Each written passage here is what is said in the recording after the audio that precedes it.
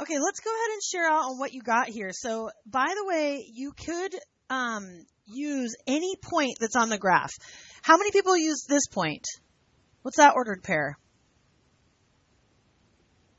-1, 5. Or you could slide down and use this point. What's that point? And what's this point right here? What's this point? 1, -3. This point here. 2, -1. This point here. 3, 5. Okay, you could use literally any one of those points. So you're using your vertex. Your h equals what? Your h equals 1 and your k equals -3.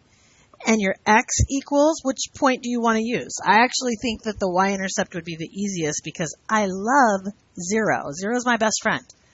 0 and y equals -1. Because if I'm using that point, I have to use both of those coordinates. I can't just pick and choose whichever x and y's I want, right? But you might have done it differently. So we write in, we're going to go to our vertex form.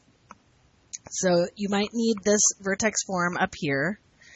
We're going to write in y equals -1 equals a times x, which is 0, minus h, which is 1, squared, minus 3, which is k. So I literally am just putting those numbers that I have rounded up from my graph in here so that I can figure out what a is. Now, do you expect a to be a positive or a negative number? Why do you say positive? The parabola opens upward. Yes. Okay, so now we go ahead and solve for a. So I plugged in, this is my vertex, and this is my point, right, my xy, and I'm going to solve for a. Solve for a. So I get -1 equals a times -1 squared minus 3. -1 equals a times 1 minus 3. How should I solve for a? Add 3 to both sides and you get 2 equals a. How many people got a equals 2? Okay, awesome. So what's the, let's write it as f of x. F of x equals, who can tell me the equation for the graph?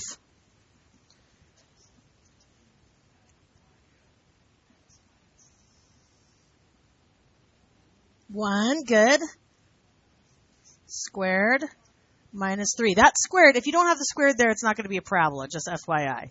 Try it. You can even take your Desmos and you might try graphing it and make sure that you have these same points. That's the way you would check. I would use Desmos to check, but if you didn't have access to Desmos, you could even plug in an x and y in here. Any one of these points could be a checkpoint or checkpoint. We were talking about checkpoints in graphing lines. So any point on that graph should work out. Okay, you had one more, and that was 6. And have you tried this one yet? Did you solve this one?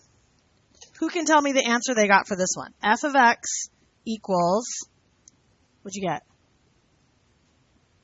Tell me. You don't want to tell me? Tell me. Say it.